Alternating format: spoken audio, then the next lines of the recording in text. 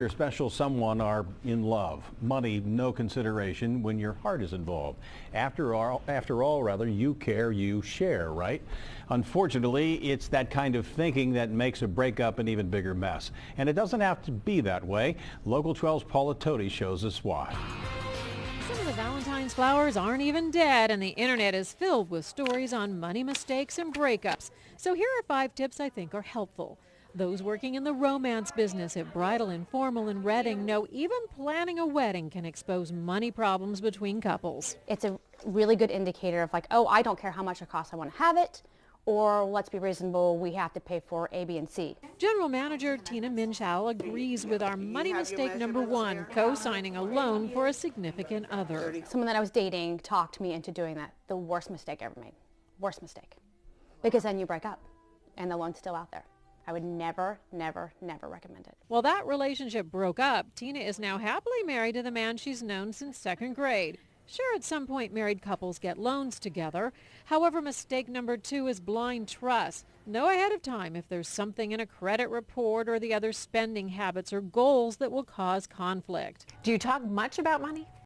I mean, not really past, these are the bills that are due, and we do split the bills and things like that, so not really past that. Even so, Stacy Rader says she has discussed some tough stuff with her fiancé. She feels they're in agreement over whether they should have joint checking accounts. Did you start merging checkbooks and finances or anything? No, and I honestly don't think that we're going to. I absolutely believe in joint accounts. Actually, mistake 3 is when a couple isn't on the same money page. Both women and even most experts seem to say joint accounts for big expenses and separate ones for some of the things you want on your own.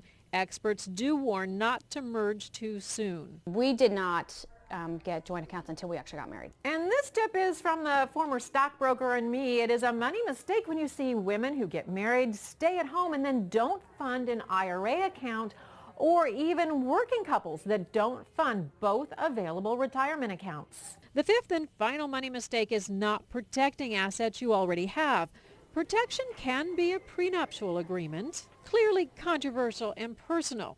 However, divorce attorneys recommend them, especially when there are children involved, inheritance, or big assets, including property, going into a marriage.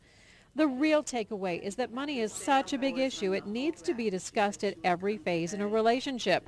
A recent study puts fights over money as a better predictor of divorce than arguments over sex or in-laws. That would not surprise me at all. Paula Toti, Local 12 News. And you might think if you get married, you're merging credit scores, but scores are actually individual. However, if you are getting a loan with your spouse, both scores will affect your ability to get that loan. You always have the option of getting the loan in one name if you can afford the payments.